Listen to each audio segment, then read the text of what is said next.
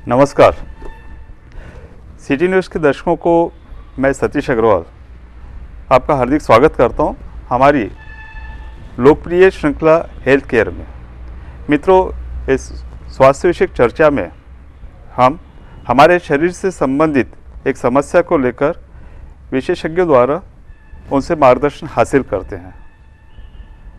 आपसे मिले हुए फीडबैक जो हमें हमारा प्रोत्साहित करती है, प्रेरित करती है और उसके कारण ये श्रृंखला बदस्तूर चालू है। आज हम बात शुरू करें उसके पहले कुछ चंद लाइनें याद आ रही है। न पीने का न पिलाने का शौक़ था, न पीने का न पिलाने का शौक़ था, हमें तो बस नज़रें मिलाने का शौक़ था। पर क्या करें दोस्तों, हम नज़र उनसे मिला बैठे जिन्हें सिर्फ नज़रों से पिलाने का शौक़ था। मित्रों, कहते हैं कि नज़रों की अपनी एक भाषा होती है और बॉडी लैंग्वेज में इसका एक विशेष स्थान होता है। नज़र यानी दृष्टि, आँखें, ये हमारे शरीर का एक बहुत महत्वपूर्ण अंग है और इसका महत्व इसी से पता चलता है कि हमारे साहित्य में और रोज़ की बोलचाल की भाषा में अनेकों मुहावरों और कहावतों में इसका उपयोग हुआ है। कहते हैं आँख के अंधे नाम नैन सो, कि दिखने में तो बड़े दिखते हैं लेकिन नाम कोई मतलब नहीं है। या जब कम्युनिकेशन सिखाया जाता है, संवाद सिखाया जाता है, अजीब और मैनर सिखाए जाते हैं तो कहते हैं किसी अंधे को अंधा मत कहो, उसे सूरदास कहो। मित्रों, एक बहुत ही दुखद और दुर्भाग्यपूर्ण घटना किसी के जीवन में हो सकती है तो वह है इसकी दृष्टिहीनता, किसी को नज़र न होना या नज़र चली जाना। कहते हैं कि हमारी दुनिया बड़ी खूबसूरत है, बहुत रंगीन है, तरह तरह के लुभावने दृश्य हैं, लेकिन इसको देखने के लिए जिस महत्वपूर्ण अंग और अवयव की ज़रूरत होती है वह हमारी आँखें। ईश्वर ने इसे इतनी शक्ति दी है कि हम जो कुछ बाहर का जगत हमारे मस्तिष्क में लाते हैं, इन आँखों के द्वारा लाते हैं। और हम में से कई बहुत भाग्यहीन लोग ऐसे हैं जिन्हें इन आँखों का, इन दृष्टि का, नज़र का सौभाग्य नहीं है। कुछ ऐसे भी लोग हैं जिन्हें ये सौभाग्य प्राप्त होते होते, नज़र कमज़ोर होते होते दृष्टिहीन हो जाते हैं। अनेकों कारणों में से उसका एक कारण है आँखों में कांच बिंदु होना, जिसे मेडिकल की भाषा में ग्लॉकोमा कहते हैं। आज इसी विषय पर मार्गदर्शन हेतु हमारे बीच जो एक्सपर्ट्स उपस्थित हैं वे शहर के जाने माने नेत्र रोग चिकित्सक हैं। चेहरे सभी के जाने पहचाने हैं, शहर के चर्चित चेहरे, फिर भी कर्तव्य के नाते मैं उनका परिचय करा दूं। मेरे बाईं ओर डॉक्टर प्रवीण जी व्यवहारे हैं। सर, स्टूडियो में आपका हार्दिक स्वागत। नमस्कार।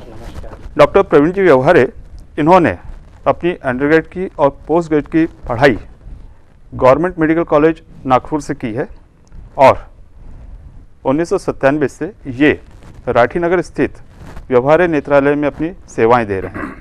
मेरे दाहिनी ओर डॉक्टर अतुल जी कढ़ाने हैं। सर, स्टूडियो में आपका हार्दिक स्वागत है। नमस्कार। डॉक्टर कढ़ाने जी ने अपनी MBBS की पढ़ाई गवर्नमेंट मेडिकल कॉलेज नागपुर से और पोस्ट ग्रेड की पढ़ाई गवर्नमेंट मेडिकल कॉलेज औरंगाबाद से की है। 1999 से ये अमरावती में रुक्मी नगर स्थित यश नेत्रालय में अपनी सेवाएं देते हैं। सर, विषय की ओर मुड़ते हैं तो सबसे पहले हमारे दर्शक आपसे जानना चाहेंगे कि जिस बीमारी की हम चर्चा कर रहे हैं, काचबिंदु यानी ग्लॉकोमा, होता क्या है? काचबिंदु ये सामान्यतः आँखों का दबाव बढ़ने के वजह से होने वाली बीमारी है।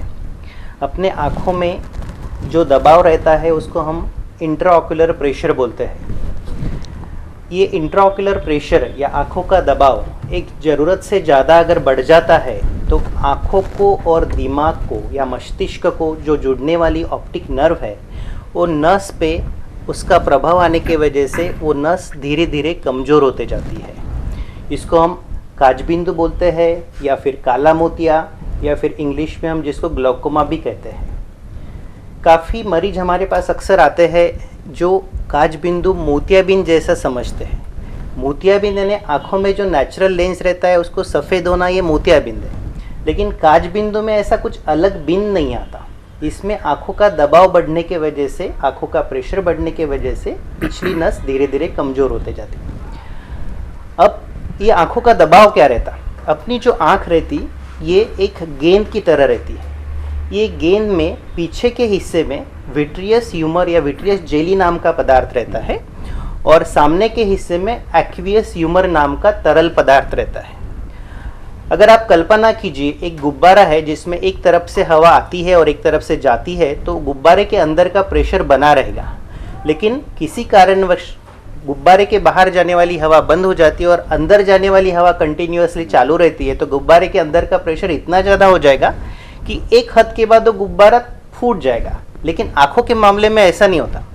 अगर एक्वियस ह्यूमर नाम का तरल पदार्थ बाहर निकलना बंद हो जाता है तो आँखों के अंदर का प्रेशर तो बढ़ने लगता है और ये बढ़े हुए प्रेशर की वजह से धीरे धीरे पीछे की नस कमज़ोर होते जाती है। अब दुर्दैव की ये बात है कि जब तक आँखों की नस बहुत सारी कमज़ोर नहीं होती तब तक मरीज को पता ही नहीं चलता कि उसकी नज़र कम हो रही है। और काजबिंदु ये बीमारी को हम लोग साइलेंट किलर बोलते हैं, क्योंकि ये धीरे धीरे नज़र को मारते रहता। जब नज़र बहुत ज़्यादा कम हो जाती तब मरीज को पता चलता कि मुझे काजबिंदु है, और काजबिंदु के वजह से आँखों की जो रोशनी चली जाती है वो हमेशा के लिए जाती है, वो कभी वापस नहीं आती है। इसके वजह से काजबिंदु की जागरूकता लोगों में बहुत ज़रूरी है। वो बीमारी का वक्त पे निदान और ट्रीटमेंट बहुत इम्पॉर्टेंट है। तो दर्शकों, जिस तरह से डॉक्टर प्रवीण जी हमसे कह रहे हैं कि शुरुआती स्टेज में इसके कोई लक्षण दिखाई नहीं देते हैं, तो निश्चित तौर से ये हमारे अंदर जागरूकता होनी चाहिए। और जैसे इन्होंने कहा कि ये साइलेंट किलर है कि धीरे धीरे ये मरीज को मारती है, और मुख्य तौर से जब आंखों की रोशनी कम होती है, जैसे हमने प्रस्तावना में देखा कि ये हमारे जीवन का एक अभिन्न अंग है, एक अनिवार्य अंग है। डॉक्टर अतुल जी, इस काजबिंदु के कुछ प्रकार होते हैं क्या? इस बारे में आपसे जानकारी क्या मिलेगी? काजबिंदु के मुख्यतः दो प्रकार होते हैं। एक है ओपन एंगल काजबिंदु और दूसरा है क्लोज एंगल काजबिंदु। आँखों में एक एक्वियस ह्यूमर नाम का एक तरल पदार्थ होता है जो कि सिलियरी बॉडी नामक एक जगह से निकल के पुतली से सामने आके एंगल से निकल के ड्रेनेज चैनल में से आँखों की नस में जाता है। अब ये निरंतर प्रक्रिया चालू रहती है और जिसके वजह से आँख में एक प्रकार का प्रेशर बना रहता है। जैसे कि आप इस डायग्राम में देख रहे हैं कि ये जो सिलियरी बॉडी है, यहाँ से वो एक्वियस ह्यूमर निकला है और यहाँ से एंगल से ड्रेनेज चैनल में से नस में जा रहा है। अब इसके वजह से आंखों में एक प्रेशर बना रहता है जिसे हम इंट्राओकुलर प्रेशर बोलते हैं, और ये अपनी आंख के नॉर्मल फंक्शनिंग के लिए जरूरी है। अब अगर कोई कारणवश ये एंगल अगर ब्लॉक होता है, जैसे कि हम इस आकृति में देख रहे हैं, तो एंगल ब्लॉक होने की वजह से जो एक्वियस ह्यूमर बाहर जाता है वो प्रक्रिया में खंड पड़ता है। इस वजह से वो एक्वियस ह्यूमर आंख के अंदर जमा होता है, जिससे आंखों का प्रेशर बढ़ के पीछे की नस पे उसका दबाव गिरता है, और पीछे की नस पे जब इसका दबाव गिरता है तो उसका परिणाम हमारी नज़र में होता है। ऐसे कांचबिंदु को हम क्लोज एंगल कांचबिंदु बोलते हैं। और अगर यही ब्लॉक अगर एंगल में न होकर ड्रेनेज चैनल्स में आता है तो वही प्रक्रिया दोबारा होती है। एक्वियस ह्यूमर आंख के अंदर ज़्यादा प्रमाण में जमा होता है और उसका दबाव पीछे की नस पे पड़ता है, जिसको हम ओपन एंगल कांचबिंदु कहते हैं। एक और प्रकार का कांचबिंदु है जिसे हम कंजेनाइटल ग्लाउकोमा बोलते हैं। कंजेनाइटल ग्लाउकोमा बोले तो हमें जन्मजात नवजात शिशु में ये पाया जाता है, जिससे माँ पेट से ही उसके ड्रेनेज एंगल में या ड्रेनेज चैनल्स में कुछ बदलाव की वजह से उनके आंखों का प्रेशर जन्म से ही ज़्यादा रहता है। इसे ब्यूपथैल्मस भी कहा जाता है, क्योंकि उसमें बहुत बार आंख बैल की आंख के जैसी बड़ी दिखाई देती है, और ये एक इमरजेंसी है जिसको बहुत तुरंत इसका इलाज होना चाहिए ताकि वो बच्चे की नज़र जिंदगी भर टिकी रहे। डॉक्टर प्रवीण जी, तो ऐसे कौन से लोग हैं जिसमें यह बीमारी होने की संभावना ज़्यादा होती है, जिसे हम एक तरह से रिस्क फैक्टर्स कह सकते हैं? बहुत सारे मरीज हमें पूछते हैं कि हमें काजबिंदु क्यों हुआ, क्या वजह है, क्या कारण है। लेकिन मैं आपको सबसे पहले ये बता दूं कि काजबिंदु होने के लिए कुछ वजह नहीं रहती। किसी को भी काजबिंदु हो सकता है, लेकिन जैसे जैसे अपनी उम्र बढ़ती है वैसे वैसे काजबिंदु आने की संभावना बढ़ती है। इसलिए हम हर एक हमारे आने वाले पेशेंट को जो 40 के ऊपर है उसकी काजबिंदु की जांच करने की सलाह देते हैं। साथ साथ में काजबिंदु बाकी कुछ रोगों से या बाकी कुछ डिसीज़ेस के साथ भी एसोसिएटेड है। जैसे जिनको डायबिटीज़ है या जिनको थायराइड की प्रॉब्लम है, उनको काजबिंदु आने की संभावना ज़्यादा बनी रहती है। या जिनको आनुवंशिकता है, जिनके फैमिली में काजबिंदु की हिस्ट्री है, जैसे मम्मी पापा को काजबिंदु या फिर भाई बहन को काजबिंदु है, तो ऐसे व्यक्ति में काजबिंदु आने की संभावना ज़्यादा रहती है।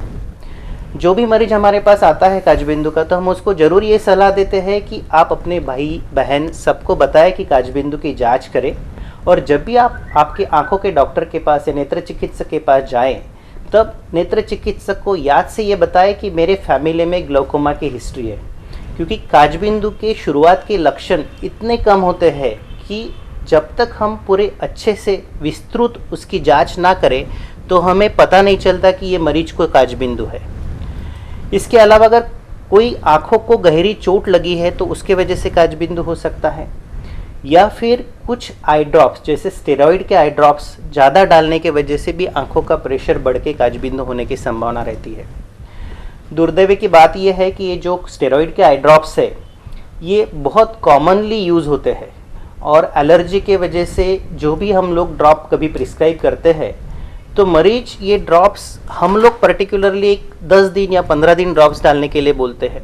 तो मरीज सस्ता अगर ड्रॉप रहा तो खुद से मन से लाते हुए डालते रहता, 1 साल 2 साल कंटिन्यूसली डालते रहता, और ये कंटिन्यूस स्टेरॉइड आई ड्रॉप के वजह से काजबिंदु होने की बहुत ज़्यादा संभावना बनी रहती है। कुछ एंटीसाइकोटिक ड्रग्स है जिसके वजह से भी काजबिंदु हो सकता है। और एक बहुत इंटरेस्टिंग फैक्ट है, अगर मोतियाबिंद बहुत ज़्यादा बढ़ता है डॉक्टर साहब, तो उससे भी काजबिंदु होने की संभावना रहती है।